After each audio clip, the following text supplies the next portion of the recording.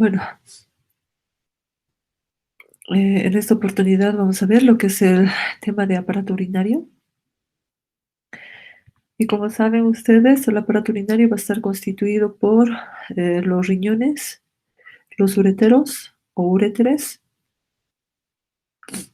la vejiga y la uretra. Y estos anatómicamente van a estar situados en una posición retroperitoneal sobre la pared posterior de la cavidad abdominal, a cada lado de la columna vertebral. Van a tener una longitud de 10 a 12 centímetros, un ancho de 5 a 6 centímetros y un espesor anteroposterior de 3 a 4 centímetros. En el borde interno vamos a ver que se encuentra, que es cóncavo, y vamos a encontrar acá el ilio que se va a extender hacia el seno renal. Eh, y acá es donde van a ingresar las arterias y venas renales y va a salir lo que es el uréter. Y el uréter va a salir por medio de una estructura a manera de embudo que es la pelvis renal. Y esta ya a nivel de un corte vamos a observar que la pelvis renal se va a bifurcar en dos ramas, que son los cálices mayores, y cada uno de estos va a tener unas cortas ramas que van a ser los cálices menores. Dentro de las funciones que va a tener el aparato urinario están las de eliminar los productos nitrogenados y de desechos y de sustancias extrañas de la sangre a través de la filtración y de la excreción. También va a equilibrar las concentraciones de líquidos y electrolitos corporales también por medio de la filtración y excreción. También va a recuperar mediante la reabsorción moléculas pequeñas, ya sean aminoácidos, glucosas, péptidos, ya sean iones y agua, para mantener así la homeostasis de la sangre. Pero hay tres funciones principales, tres funciones endocrinas que va a cumplir el riñón. Uno es que van a regular la presión arterial mediante la producción de renina, que inicia la conversión del angiotensinógeno, que es una proteína plasmática que se produce en el nivel del hígado, en un componente activo que es la angiotensina 2. Esta conversión la van a realizar gracias a la enzima convertidora de angiotensina. Anteriormente o antiguamente se decía que la renina es la causante de la elevación de la presión arterial. Ahora, en la actualidad, se dice que es esta enzima, la ECA, la enzima convertidora de angiotensina, la responsable de la elevación de la presión arterial. También van a producir eritropoyetina, que es un estimulante de la producción de eritrocitos en la médula ósea, y también van a activar al 1,25 dihidroxicalciferol, que es un derivado de la vitamina D y que está implicada en el control del metabolismo del calcio.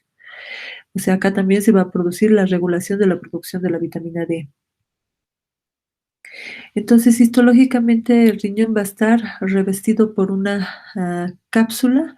Esta cápsula va a tener dos porciones, una porción externa y una porción interna. En la porción externa, como vemos acá, con la tinción tricrómica de Masson, vamos a observar que va a contener abundante tejido conectivo denso, que es lo que observamos de una coloración azul, con pocos fibroblastos, con núcleos largos. Y en la porción interna de la cápsula vamos a observar que tiene menor cantidad de tejido conectivo denso, pocas fibras colágenas, y lo que sí va a llamar aquí la atención va a ser la presencia de miofibroblastos, que a diferencia de los fibroblastos, estos van a tener núcleos redondos o elongados y son los responsables de la cierta contractibilidad que se va a presentar a este nivel. Entonces, en un corte ya de una pieza quirúrgica, de un corte de un riñón, vamos a ver que este va a tener la corteza, que va a tener una coloración pardo rojiza y se va a encontrar en la parte externa. Esta coloración se debe a que va a filtrarse mayor cantidad de sangre a este nivel, en un 90-95%. Y en la parte más interna vamos a ver que es la médula, que es mucho más pálida, porque acá se va a filtrar de un 5 al 10% de sangre. Y a nivel del ilio vamos a ver el seno renal, donde vamos a encontrar tejido conectivo y también tejido adiposo. Ya estructuralmente vemos esquemáticamente cómo está constituido el, el riñón. Vamos a ver lo que decíamos, tiene una parte externa que es la corteza y una parte interna que es la médula. En la parte interna de la médula vamos a observar estas estructuras de forma cónica o de forma piramidal de base externa, que va a estar en relación directa con la corteza. Estas son las pirámides renales o pirámides medulares, también denominadas pirámides de Malpighi, que vamos a encontrar entre 8 a 12 por cada riñón. Y en su vértice vamos a encontrar la papila renal, que se va a proyectar en la luz de un cáliz menor de la pelvis renal. Las pirámides van a estar limitadas a los lados por unas prolongaciones más oscuras, que son de prolongaciones de la corteza. A estas se las denomina columnas renales o columnas de Bertin. Una pirámide renal y sus columnas renales adyacentes van a constituir lo que es un lóbulo renal. Ahora, la corteza renal va a estar formada por entre unos 5 a 3 millones de nefronas. Cada una de estas van a tener varios segmentos que van a diferir en cuanto a su estructura histológica y su función. Entonces vemos en este otro esquema lo que decíamos. Acá la corteza, la médula, las pirámides renales. Un lóbulo renal va a estar constituido por una pirámide renal más sus columnas de Bertin. Vemos que cada papila va a drenar o va a estar en relación directa con los cálices menores, que van a ir a drenar a los cálices mayores la ultrafiltración. La pelvis renal, tejido adiposo, la cápsula renal. Eh, entonces, en este otro esquema vemos cómo está constituido y qué es lo que vamos a encontrar, qué estructuras vamos a encontrar en un corte transversal del riñón. Vemos acá la cápsula, la corteza y la médula. La médula con sus dos porciones, una porción externa y una porción interna, y su papila. Entonces acá vamos a ver que tiene nefronas, una parte nefronas corticales y nefronas yuxtamedulares. En las nefronas corticales, a este nivel vamos a encontrar los túbulos renales, que son derivados de las nefronas corticales. Van a tener un asa de Henle corta, que va a entrar hasta la médula externa.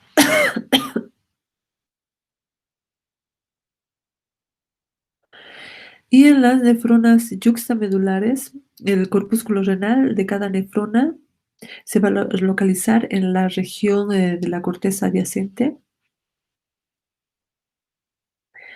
eh, cercano a lo que es la médula. Su asa de Henle es más larga y se extiende hacia la parte profunda. de la médula en relación a lo que es las nefronas corticales. Esta se va a localizar en la región externa de la corteza y su asa de Henle va a ser más corta y va a entrar hasta la médula externa.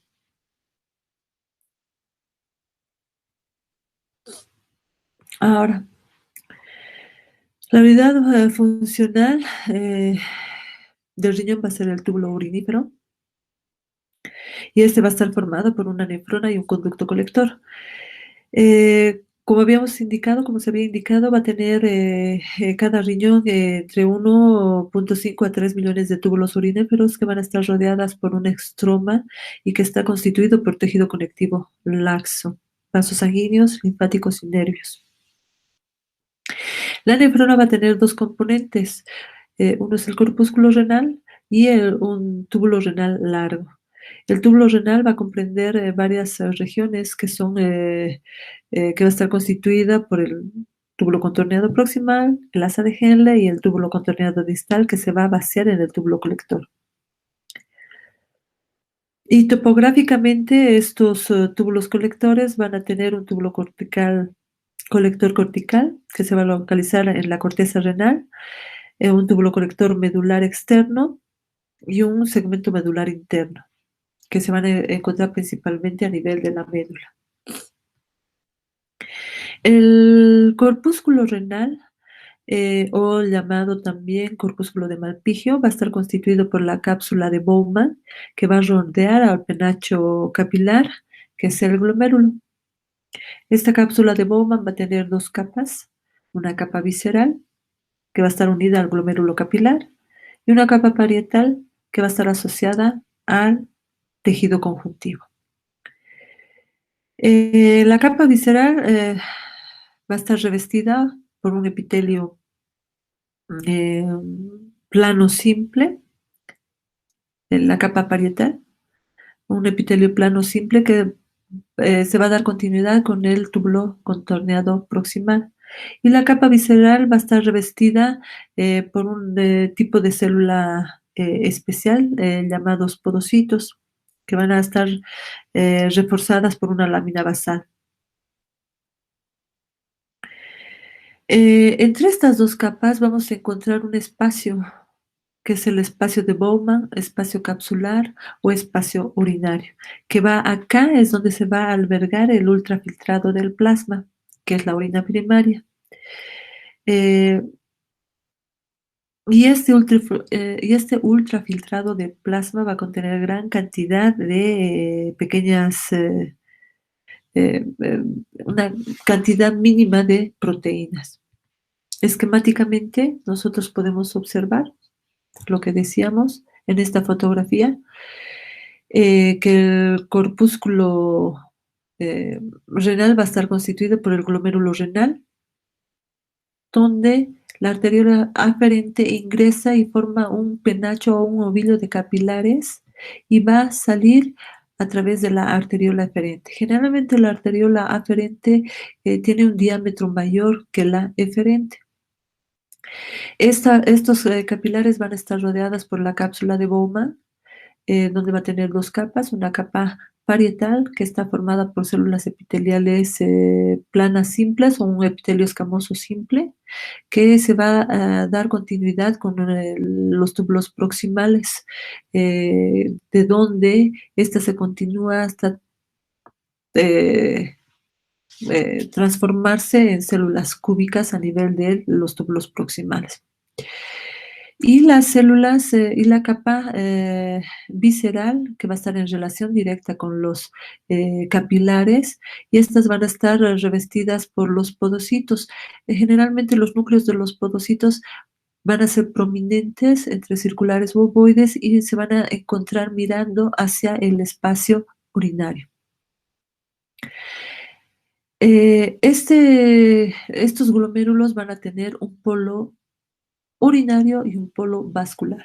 En el polo vascular va a estar formada por las arteriolas aferentes y eferentes, y el polo urinario, que va a estar al frente de este polo vascular, va a estar constituido por el túbulo contorneado proximal. Al corte histológico nosotros vamos a poder observar esos componentes del glomérulo, los capilares glomerulares, como vemos acá,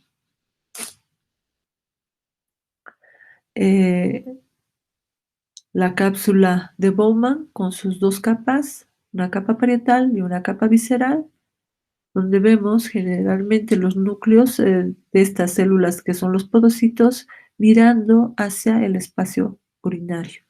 El polo vascular y el polo urinario que en este corte histológico no se observa. Acá en este otro corte sí podemos observar y esquemáticamente vemos el polo vascular, la arteriola aferente, la arteriola eferente, el polo urinario del glomérulo renal. El corpúsculo renal va a contener la barrera de filtración glomerular o aparato de filtración que va a estar constituido por el endotelio de los capilares glomerulares, la membrana basal glomerular y la hoja visceral o capa visceral de la cápsula de Bowman. Esquemáticamente podemos observar cómo está constituida la barrera de filtración. Este es el capilar, la luz del capilar, las células, los núcleos de las células endoteliales de estos capilares, la barrera, la membrana basal glomerular y la capa visceral de la cápsula de Bowman, que va a estar constituido por los podocitos. Estos podocitos van a tener prolongaciones largas y ramificadas que van a rodear por completo la superficie de los capilares glomerulares. La barrera para la filtración glomerular va a estar constituida por los podocitos, las células endoteliales fenestradas y con su respectiva membrana o lámina basal. Las terminaciones de las prolongaciones celulares, que son los pedicelos del mismo podocito, van a formar a manera de dedos o interdigitaciones para cubrir la lámina basal de los capilares glomerulares. Acá vamos a ver lo que decíamos, cómo está constituida la membrana, la barrera de filtración. El endotelio de los capilares va a poseer numerosas fenestras que son más abundantes y grandes que las de otros capilares, y la característica es que no poseen diafragma, su membrana basal y los podocitos. A la microscopía electrónica nosotros podemos ver esos capilares fenestrados, esos a manera de poros o espacios que va a presentar a la microscopía electrónica de barrido. La membrana basal glomerular es una lámina basal gruesa que es en conjunto va a estar formada por el endotelio y los podocitos. Estos son PAS positivos. ¿Qué quiere decir esto? Que con la tensión del ácido periódico de Schiff vamos a poder observar mucho mejor lo que es la lámina basal de los capilares. Esta va a estar formada principalmente por colágeno tipo 4, proteoglucanos y otras proteínas multiadhesivas. El espacio de Bowman y la luz de los capilares. También vamos a poder observar mucho mejor con anticuerpos determinados en la inmunofluorescencia, podemos observar lo que es la membrana basal glomerular.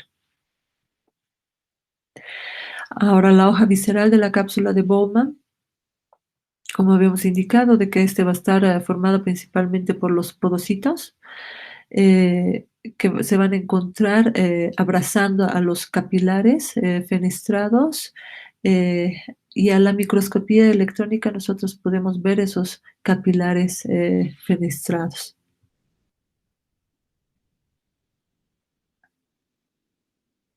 Acá observamos cómo el podocito emite sus prolongaciones primarias, secundarias, a manera de dedos. Van a ser los pedicelos que van a estar abrazando a los capilares glomerulares. Observamos esquemáticamente la barrera de filtración. Y en la cápsula de Baumann, esta capa visceral va a estar constituida por los podocitos, que son las células epiteliales viscerales. Estos podocitos no se pueden regenerar, pero sí lo pueden hacer los pedicelos, sus prolongaciones secundarias, y van a formar las ranuras de filtración y el diafragma de la ranura de filtración. Y esta va a estar constituida, este diafragma de la hendidura de filtración de los podocitos va a estar constituida por principalmente la proteína nefrina, que esta va a interactuar con moléculas de otros tipos de nefrina, como la nefrina 1 y nefrina 2, que son proteínas transmembranales, que van a estar en relación con esta nefrina. Esta se va a adherir o se va a anclar a los filamentos de actina a través de las proteínas de la podocina y las asociadas a CD2, eh, que van a poder anclarse a través de estas proteínas, de estos filamentos de actina. Ahora, la interacción de la nefrina en la mitad de la hendidura va a generar una estructura de filtración, como vemos en el esquema, que va a retrasar el paso de las moléculas que cruzan las fenestraciones endoteliales y las láminas basales. Además de estos componentes que observamos gráficamente, esquemáticamente, en la barrera de filtración glomerular, va a haber otros factores limitantes que van a controlar el paso de las moléculas del ultrafiltrado del plasma. Uno va a ser el tamaño de la molécula y la carga eléctrica que va a presentar esta molécula. Las moléculas menores a 3.5 nanómetros y de carga positiva o neutra se van a filtrar con mayor facilidad. Pero aquellas moléculas que tienen un tamaño mayor a estas y con una carga aniónica no se van a poder filtrar a través de esta barrera de filtración. Como por ejemplo la albúmina tiene un tamaño de 3.6 nanómetros, es aniónica y no puede filtrarse por estas características, no pueden atravesar esta diafragma de la barrera de filtración. Ahora, la membrana basal glomerular va a actuar como una barrera física y un filtro iónico selectivo y va a estar constituida por tres capas, por tres láminas, una lámina rara externa, una densa y una interna. Esquemáticamente nosotros podemos saber cómo está constituida la barrera de filtración. En la parte interna o en la parte de abajo vemos a los capilares fenestrados, la lámina densa con su lámina rara externa, su lámina densa, su lámina rara interna y los podocitos, donde acá vamos a poder observar entre los podocitos el diafragma de la hendidura de filtración.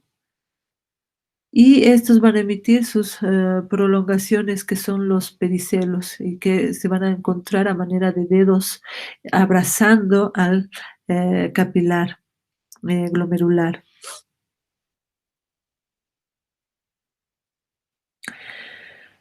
Ahora, esta membrana basal glomerular, que es otro componente de la barrera de filtración, va a actuar como una barrera física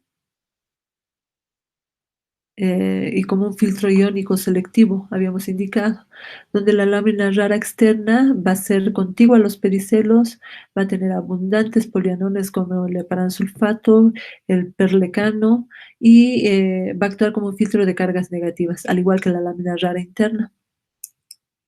Que esta va a ser contigua al endotelio. Y la lámina densa va a contener gran cantidad de colágeno tipo 4, que va a estar organizada de esta manera de red y va a actuar como un filtro físico.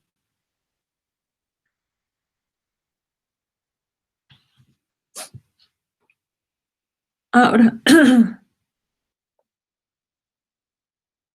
ahora en la El endotelio de los capilares, que es fenestrado, va a ser permeable al agua, al sodio, a la urea, a la glucosa y a proteínas pequeñas. Las células endoteliales se van a recubrir, se recubren de glucoproteínas con carga negativa, como el epransulfato, que van a reducir la filtración de las proteínas aniónicas grandes.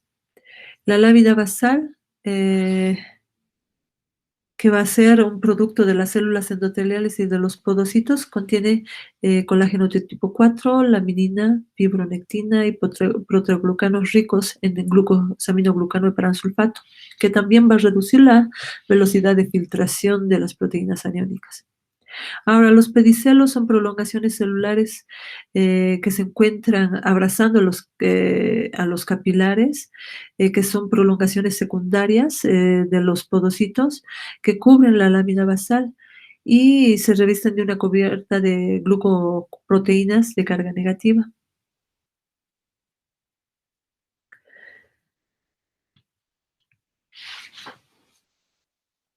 Ahora, la hoja parietal de la cápsula de Bowman va a estar constituido, como vemos acá, por un epitelio plano simple, que son las células epiteliales parietales. Acá vamos a poder observar el polo urinario y el polo vascular. Este epitelio de la hoja parietal de la cápsula de Bowman se va a continuar con el polo urinario, transformándose a un epitelio cúbico simple. Y vemos acá lo que es el espacio urinario, espacio de Bowman, entre las dos capas donde se va a producir el ultrafiltrado de la sangre, del plasma. Ahora, otro componente de los glomérulos renales es el mesangio. Y el mesangio es una estructura eh, intraglomerular que va a tener dos componentes, que son las células mesangiales y la matriz mesangial. Además, como vemos acá en el esquema, vamos a observar esas células mesangiales y la matriz mesangial que se encuentran dentro del glomérulo. También vamos a poder encontrar células mesangiales extraglomerulares. Eh, que van a formar parte de lo que es el aparato yuxtaglomerular. Ahora, las células mesangiales son pericitos especializados que van a tener ciertas características entre músculo liso y de los macrófagos. Estas van a ser contráctiles, van a ser fagocíticas, son capaces de proliferar. Estas van a sintetizar tanto matriz como colágeno y van a secretar sustancias como las prostaglandinas y las endotelinas. Estas endotelinas son las que van a inducir la constricción de las arteriolas glomerulares aferentes y eferentes. También estas células mesangiales van a participar de forma indirecta en el proceso de la filtración glomerular. Como vemos acá en el corte histológico, vamos a observar el glomérulo renal con su polo vascular, su polo urinario. Acá vemos la cápsula de Bowman con su hoja parietal, su hoja visceral, donde los podocitos las podemos observar con sus núcleos prominentes y mirando hacia el espacio urinario. Los capilares glomerulares, que generalmente estos van a tener un solo revestimiento endotelial y su núcleo va a estar mirando, son núcleos más pequeños en relación a los podocitos, van a estar mirando hacia la luz de los capilares. Acá podemos ver la matriz mesangial y podemos observar lo que son las células mesangiales. Se dice que por cada penacho glomerular hay entre 2 a 3 células mesangiales. Como ya habíamos indicado, las funciones de las células mesangiales van a ser las de principalmente de fagocitosis y endocitosis. que van a eliminar residuos del diafragma, de la ranura de filtración, que se encuentran atrapados, y su función principal es la de mantener la estructura y función de la barrera glomerular. Va a dar sostén estructural, va a secretar prostaglandinas y endotelinas, y va a responder principalmente a la angiotensina 2 a nivel de las arteriolas aferentes y eferentes. Tiene una propiedad contráctil. En este esquema observamos claramente cómo está constituida. En los capilares, este es el capilar fenestrado, con su núcleo mirando hacia el interior, hacia la luz del capilar, la membrana basal glomerular y la capa visceral, donde podemos observar acá los podocitos con su núcleo más prominente y mirando hacia el espacio urinario, y sus prolongaciones que va a emitir, sus prolongaciones primarias y sus prolongaciones secundarias, que son los pedicelos que van a abrazar al capilar fenestrado. Acá podemos observar lo que es la matriz mesangial y las células mesangiales. Ahora, el corte histológico, de igual manera, podemos observar el glomérulo, la cápsula de Bowman, el espacio urinario, el polo vascular con la arteriola aferente y su arteriola eferente. Podemos ver acá a los podocitos, a las células mesangiales, a los capilares, al epitelio plano simple de la cápsula de Bowman, de la hoja parietal, del espacio urinario. Esto podemos observar mucho mejor con tinciones argénticas, con las tinciones de plata, sobre todo a las células mesangiales y al mesangio. Podemos observar con esta tinción. Con la tinción de Paz, de igual manera, podemos ver la membrana basal glomerular, va a ser Paz positivo, y podemos observar también con esta tinción lo que es la matriz mesangial y las células mesangiales. Generalmente esto podemos ver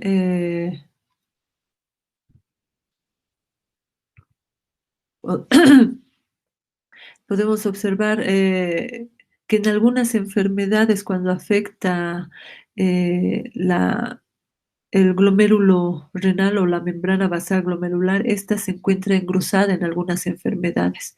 Y esto vamos a hacer relación con qué podemos hacer esta comparación, si se encuentra engrosada o no, con la de la membrana de los túbulos. Ese es nuestro punto de comparación, si se encuentra engrosada o no la membrana basal glomerular. De igual manera, con tinciones a mayor aumento, podemos observar el glomérulo, la cápsula de Bowman, la capa parietal, la capa visceral, los capilares, las células mesangiales, que son de núcleos más pequeños, y a mayor aumento vemos el mesangio, células mesangiales, los capilares con su núcleo mirando al interior del capilar, y los podocitos. Con la tinción tricrómico de Masson, de igual manera vamos a poder observar esas características de estructuralmente cómo está constituido el glomérulo renal, la cápsula, la hoja parietal de la cápsula de Bowman, los podocitos, la hoja visceral, los capilares, el núcleo del endotelio que recubre los capilares, que generalmente miran hacia la luz del capilar, y es una célula por capilar, una célula endotelial por capilar que va a recubrir esto internamente. El mesangio y las células mesangiales. Ahora, ¿Cómo va a estar constituido o qué es el aparato yuxtaglomerular? Esta va a ser una pequeña estructura endocrina que está constituida por la mácula densa, que es una región definida en la porción inicial del túbulo contorneado distal. Las células mesangiales extraglomerulares, o llamadas también células lasis, y las células productoras de renina, que son las células yuxtaglomerulares de la arteriola glomerular aferente principalmente, y en menor cantidad de la arteriola eferente. De esta forma está constituido el aparato yuxtaglomerular. La mácula densa la vamos a encontrar en la porción terminal del túbulo recto distal, la rama ascendente gruesa del asa de Henle. Estas son células estrechas más altas que las otras células del túbulo distal. Sus núcleos se van a encontrar juntos e incluso dan la apariencia de que se encuentran superpuestos. Este es el polo vascular, el polo urinario del glomérulo renal. A mayor aumento vemos el aparato yuxtaglomerular con las características que habíamos mencionado de la mácula densa. Los núcleos son más elongados, alargados. Las células mesangiales o las células lasis extraglomerulares, el glomérulo renal, con la tinción de tricrómico de Masson. Ya con la tinción universal a mayor aumento podemos ver a las células mesangiales externas o células lasis, la arteriola eferente, la mácula densa. Ahora, las células yuxtaglomerulares son células musculares lisas especializadas de la arteriola aferente y a veces de la aferente, habíamos indicado. Contienen gránulos de secreción, que estos los vamos a poder observar con tinciones de histoquímicas especiales para observar los gránulos de renina. Por eso también a estas células se las denomina células granulares. A mayor aumento podemos ver a las células yuxtaglomerulares con las secreciones o con los gránulos de secreción en su citoplasma. El túbulo contorneado proximal, ya entrando a la explicación de la parte tubular, vamos a ver que se va a originar en el polo urinario de la cápsula de Bowman. Es el sitio inicial y principal de la reabsorción de todo lo que se va a filtrar en el riñón. En un corte histológico transversal vamos a poder observar a los túbulos proximales, que tienen ciertas características especiales, donde a nivel de este túbulo, el ultrafiltrado del plasma del espacio urinario se va a transportar por mecanismos activos y pasivos al túbulo contorneado proximal, donde se va a reabsorber aproximadamente el 70% del agua, de la glucosa, sodio, cloro y potasios y filtrados. Ahora, ¿cómo está constituido? El túbulo proximal va a estar constituido por células epiteliales cúbicas, donde en su dominio apical va a presentar un ribete en cepillo o un borde en cepillo bien desarrollado, que está constituido por microvellosidades rectas y largas bastante juntas. Va a tener pliegues laterales que alternan con las células contiguas. Va a presentar estriaciones basales, que son las mitocondrias, que son largas, que están localizadas entre los pliegues de la membrana plasmática, y estos son los que van a aportar ATP para el transporte activo de iones a través de la bomba de sodio y potasio dependiente del magnesio. Estas mitocondrias, la gran cantidad de mitocondrias va a dar esa característica que tienen el citoplasma de las células de los túbulos proximales, que son bien acidófilos. También vamos a encontrar complejos de unión, uniones estrechas y uniones adherentes laterales, y la lámina basal.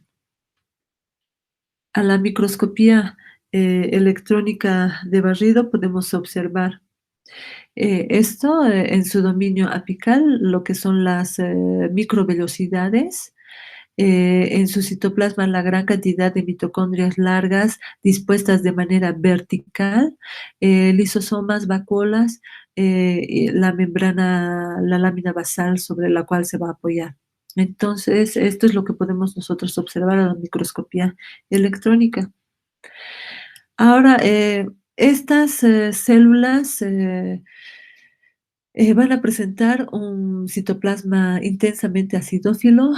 Se había indicado esto es por la gran cantidad de mitocondrias que va a presentar. Su ribete en cepillo pocas veces se aprecia notoriamente y sus núcleos van a ser redondos, no se distinguen bien los bordes intercelulares. En un corte transversal, generalmente en el corte transversal la luz de los túbulos proximales es amplia, de forma estrellada, presente entre 3 o 4 núcleos, y la distancia entre el dominio apical o la porción apical de la célula y del núcleo es bastante amplia. A diferencia que es una diferencia de los, para poder reconocer entre los túbulos proximales y distales. Ya al corte histológico podemos ver esa forma irregular a manera de estrella, los núcleos son esféricos y la distancia entre el núcleo y el dominio apical va a ser bastante amplia. El borde en cepillo o borde estriado la vamos a poder observar en pocas oportunidades. Acá vemos más cortes transversales de los túbulos proximales. El túbulo recto proximal, llamado también rama descendente gruesa del asa de Henle o par recta o segmento S3, son estas células bajas, el ribete en cepillo es menos desarrollado, las mitocondrias son más pequeñas y distribuidas al azar, y acá se encuentran en las estrías medulares y llegan estas hasta la franja interna. El segmento delgado del asa de Henle va a comprender lo que es la rama delgada descendente y la rama delgada ascendente, solo en las nefronas yuxtamedulares del asa de Henle. Estas van a ser más pequeñas, se van a iniciar o van a estar presentes en la franja interna y la franja externa de la médula externa y se pueden encontrar también en la médula interna, sobre todo en las nefronas yuxtamedulares. En la luz de estos túbulos podemos encontrar cilindros hialinos o cilindros urinarios en la luz que son de una coloración eosinófila intensa. Las células acá ya son más células aplanadas de menor diámetro y la luz de forma esférica, que se encuentran entre los túbulos tanto distales como proximales. A mayor aumento podemos ver las ramas delgadas, las de asa de Henle, de menor diámetro de células, su epitelio es ya tendiendo a ser más un epitelio plano, simple, y en su luz podemos encontrar los cilindros hialinos o cilindros urinarios. Este es un corte longitudinal donde vamos a ver el asa ascendente de Henle, un segmento del asa ascendente.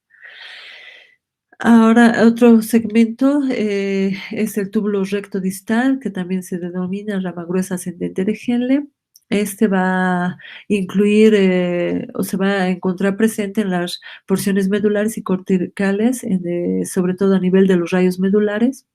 Su citoplasma de estos es ligeramente menos teñido que de los túbulos proximales.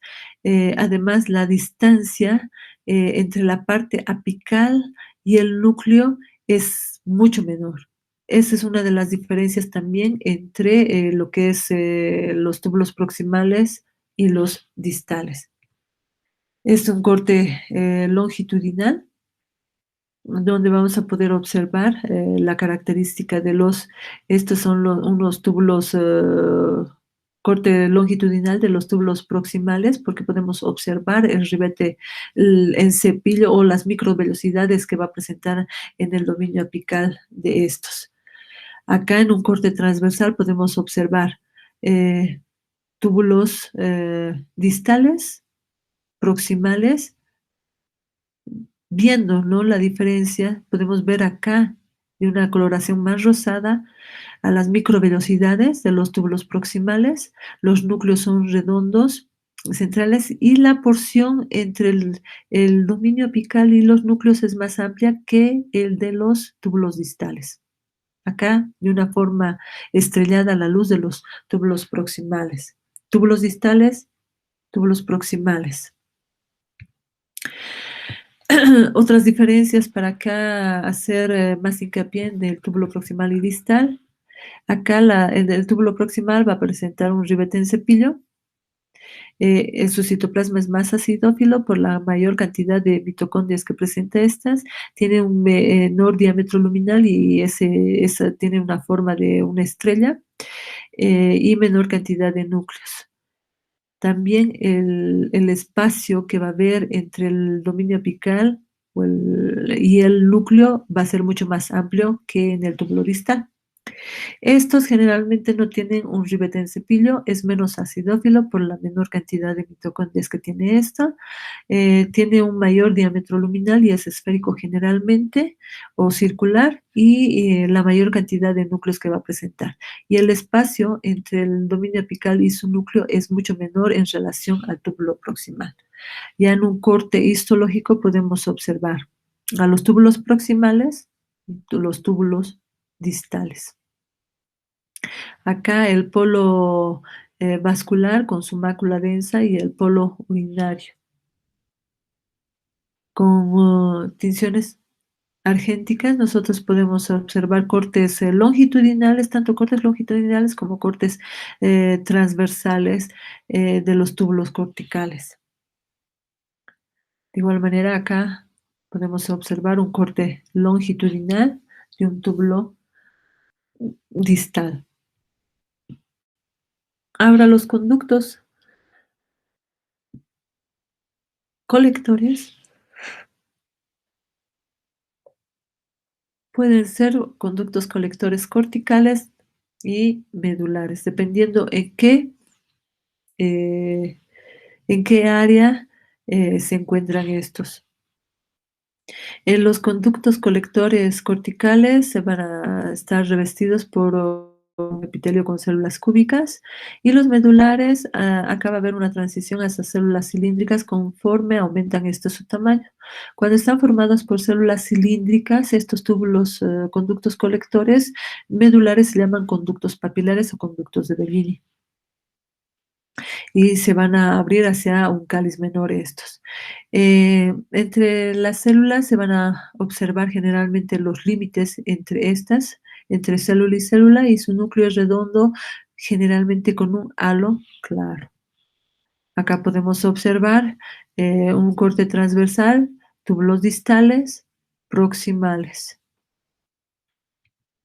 Un corte longitudinal de un conducto colector, como habíamos indicado, un epitelio cúbico simple. Generalmente el núcleo va a estar rodeado de un halo claro. Túbulos proximales. Y acá, ya en el corte transversal, vemos túbulos proximales distales. Y acá podemos observar un corte a menor aumento, donde podemos observar ya la parte de la médula. Estos son los rayos medulares, donde están cumpliendo lo que es la papila de la porción eh, medular. Y esta papila va a estar en relación con lo que es va a ir a desembocar a un cáliz menor. Ahora, esquemáticamente nosotros podemos ver cómo están constituidas las estructuras del riñón. Vamos a ver que esta es la cápsula, la corteza, donde va a haber una parte denominada pars convoluta, que va a estar formada por el corte corticis y el laberinto cortical. Y el cortes corticis va a estar formado principalmente por los túbulos proximales y distales, el laberinto cortical por el túbulo proximal, distal y los corpúsculos renales, los rayos medulares, a la cual se la denomina pars radiata, va a estar formada por los túbulos proximales, distales y por conductos colectores. En la médula externa vamos a ver túbulos proximales, distales, conducto colector y la rama delgada del haz de Henle. Y en la médula interna vamos a ver los conductos de Bellini y la rama delgada también del haz de Henle, de las nefronas yuxtamedulares. Ya en un corte histológico podemos ver esa porción donde decíamos el cortes corticis, que va a estar formado por túbulos proximales y túbulos distales, vasos sanguíneos y la cápsula renal. Y por debajo de esta encontramos lo que es la corteza renal. Ya vamos descendiendo y vemos esquemáticamente y al corte histológico al laberinto cortical. En el laberinto cortical vamos a ver que está formada por los corpúsculos renales, los túbulos proximales, distales, los rayos medulares o pars radiata, donde vamos a encontrar los túbulos proximales, distales y los conductos colectores. A mayor aumento podemos ver a los rayos medulares, parte de los corpúsculos renales, los túbulos proximales y distales. Continuamos bajando, continuamos descendiendo y vemos en el laberinto cortical, esquemáticamente, histológicamente, en un corte transversal, vemos a los túbulos distales, los proximales y los corpúsculos renales. Y veíamos las diferencias o cómo nosotros podemos reconocer al microscopio cuáles son túbulos proximales y túbulos distales, que ya se han mencionado anteriormente. En la pars radiata podemos ver los túbulos proximales, distales y los conductos colectores. Ya en un corte longitudinal podemos observar los conductos colectores y la rama ascendente del asa de Henle. Ya vamos descendiendo un poco más y observamos a la médula externa que va a estar en un corte transversal.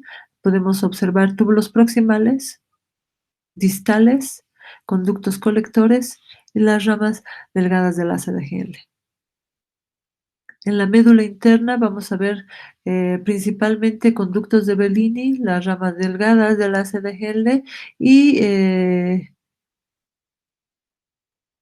intersticio. A mayor aumento podemos ver esos conductos de Bellini en cuyo interior podemos encontrar los cilindros dialinos o cilindros urinarios. Ya viendo más, haciendo un resumen de lo que ya se ha mencionado, cómo está constituido y lo que constituye esquemáticamente la parte superior, que es la corteza, el córtex o la parte superior de la cápsula, el laberinto cortical, el rayo medular o pars radiata, la médula externa, la médula interna.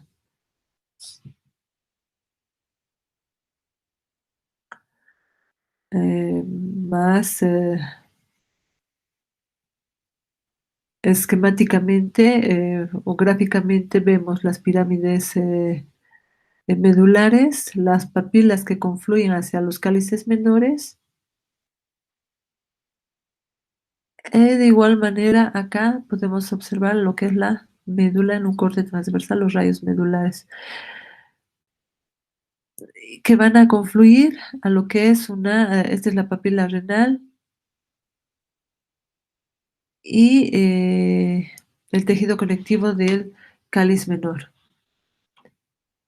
A mayor aumento, la papila renal, confluyendo en lo que es el cáliz menor, ya con un epitelio de revestimiento transicional, a mayor aumento,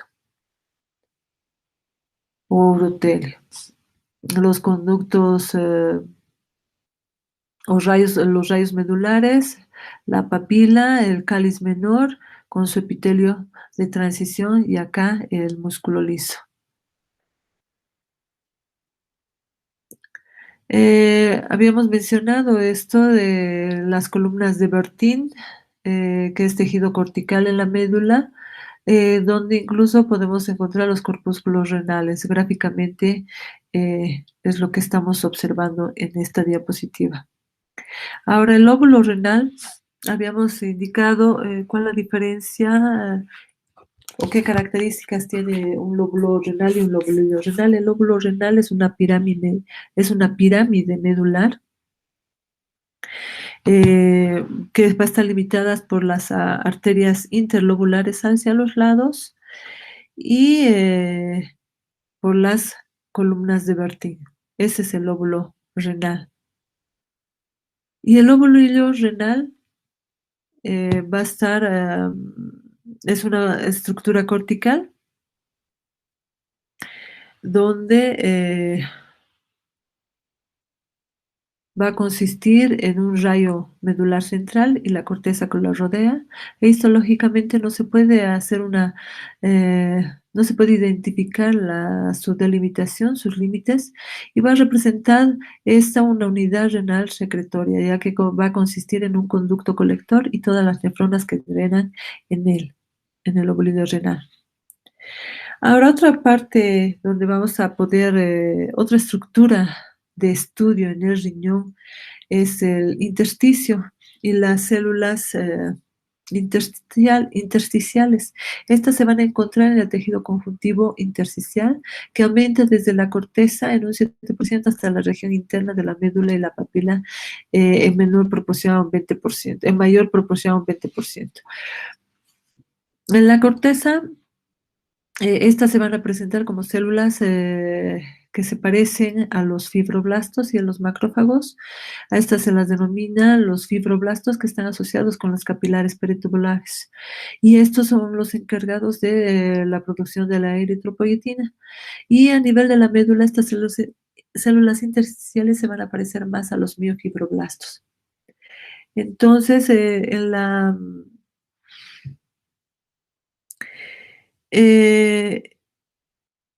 en un corte longitudinal podemos ver lo que es la cápsula, la corteza, la porción externa de la médula, la porción interna de la médula, la papila. Estos son los vasos arcuatos, vasos sanguíneos, los cálices menores que están revestidos ya por urotelio a este nivel. Los vasos sanguíneos es otra estructura que nosotros vamos a hacer el estudio en el riñón. Las 4 estructuras principales de estudio van a ser los glomérulos renales, los túbulos, el intersticio y los vasos sanguíneos.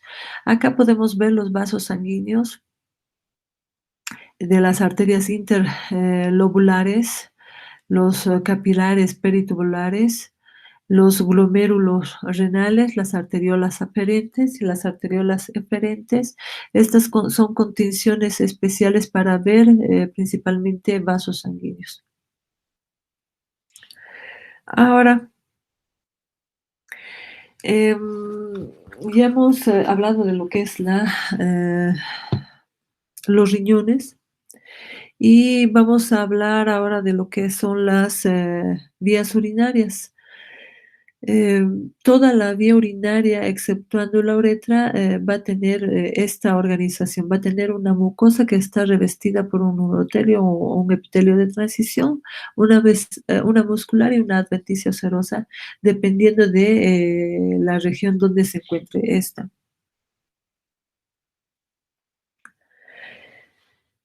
Eh, Ahora la orina que se va a liberar, eh, a nivel de los conductos papilares va a fluir desde los cálices y la pelvis hacia los uréteres y entra en la vejiga urinaria. Las ondas, peristálticas que se extienden desde los cálices a lo largo del uréter van a empujar lo que es, la orina hacia la vejiga. Y esto tanto, como decíamos, desde la pelvis, de uréter, y vejiga van a estar, revestidos por un, epitelio de transición o llamado urotelio. Este tapiza los cálices, pelvis renal, uréter, vejiga y el segmento inicial de la uretra. Comienzan los cálices menores con 2 capas celulares que aumenta paulatinamente hasta 4 o 5 capas aparentes en el uréter y hasta 6 o más capas en la vejiga. Debajo de este se va a encontrar una lámina propia de tejido conjuntivo denso. Esquemáticamente nosotros podemos observar, ese epitelio de transición, donde en la parte superior, de este epitelio se van a encontrar unas células, grandes, abombadas en forma de paraguas, o células en sombrilla. Estas pueden ser binucleadas. Eh, este, Estas se van a encontrar en la parte superior del urotelio. En la capa media vamos a encontrar células intermedias y células basales que son un poco más pequeñas. Y en los cortes histológicos vemos un epitelio, un urotelio, que se encuentra contraído, y estas, las células, cuando se encuentran distendidas, llenas de orina. El músculo liso en el uréter, y en la uretra, suelen, haber 2 capas de músculo liso, una capa longitudinal interna y una capa circular externa.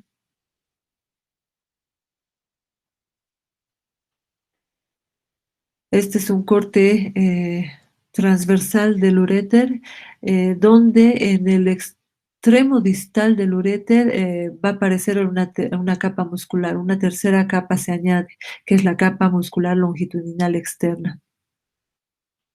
La mucosa, revestida por su urotelio, su epitelio transicional, su lámina propia, la capa muscular longitudinal interna, su muscular, la capa muscular, circular muscular y la longitudinal externa, y la adventicia.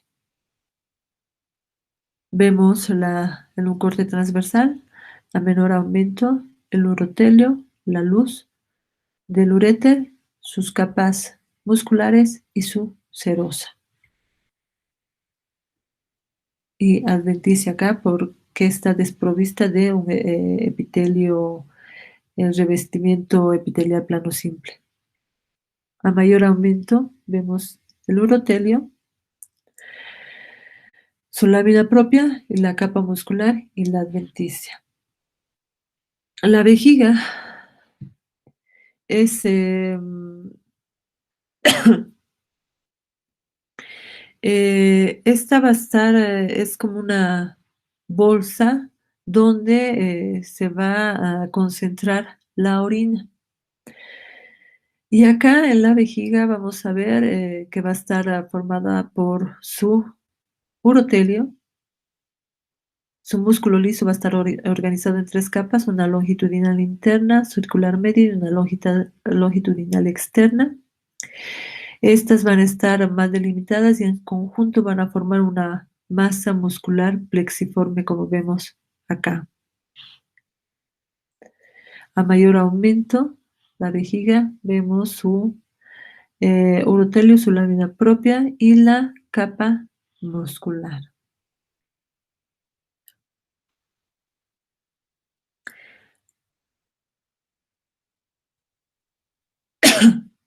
Ahora vamos a explicar lo que es la uretra.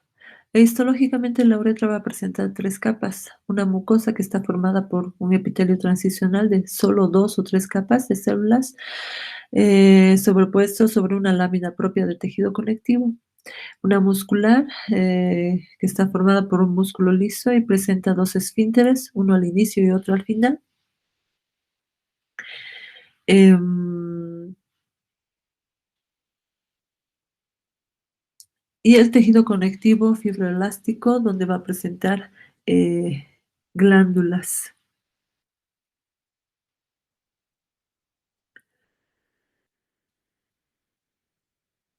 En la uretra femenina, esta mide, de 4 a 5 centímetros de largo por 5 a 6 milímetros de diámetro. Eh, Su mucosa va a presentar, micropliegues longitudinales que se revisten de un epitelio escamoso estratificado, que es, moderadamente queratinizado cerca del meato uretral. Em, Va a también presentar, un epitelio transicional cuando se encuentra cerca de la vejiga, y, también va a presentar placas de un epitelio cilíndrico pseudoestratificado. La lámina propia va a contener, fibras elásticas y un plexo venoso, y en su pared, se va a reconocer una capa muscular lisa interna y otra, de músculo estriado externa, que se va a continuar con el esfínter interno. También a este nivel vamos a encontrar unas glándulas, eh, que se denomina glándulas de Littré, que va a secretar un moco, claro a este nivel. Y la, uretra masculina mide entre 15 a 20 centímetros de longitud y comprende 3 segmentos. La uretra prostática, que mide de 3 a 4 centímetros. Esta se va a encontrar en la próstata, va a estar revestido por un epitelio transicional, atraviesa toda la próstata y se va a seguir con un corto segmento que es la uretra membranosa. En la uretra prostática van a desembocar múltiples conductos pequeños, el utrículo prostático y los 2 conductos eyaculadores. En la uretra membranosa, mide entre 1 a 2 centímetros de longitud, pasa a través de la membrana perineal, va a estar revestido por un epitelio cilíndrico estratificado y va a también alternar con placas de epitelio cilíndrico pseudoestratificado, para continuarse con la uretra, esponjosa o uretra peniana, que esta es la porción más larga, de la uretra, mide, 15 centímetros y termina en el glande, como orificio uretral externo. Esta va a estar revestida por un epitelio cilíndrico estratificado con presencia de placas de un epitelio cilíndrico pseudoestratificado y escamoso estratificado no queratinizado. Esta, esta va a estar rodeada por el cuerpo esponjoso del pene, y acá es donde se va a producir el transporte y maduración del esperma. La uretra membranosa y la uretra peniana, van a estar, revestidos, o vamos a encontrar en su epitelio, placas de un epitelio cilíndrico pseudoestratificado o estratificado. De así, en la porción terminal de esta uretra, de la uretra en el glande, vamos a encontrar la fosita navicular, y también, al igual que la uretra femenina, encontramos lo que son las glándulas del Littré. Con esto terminamos, el tema de, aparato urinario.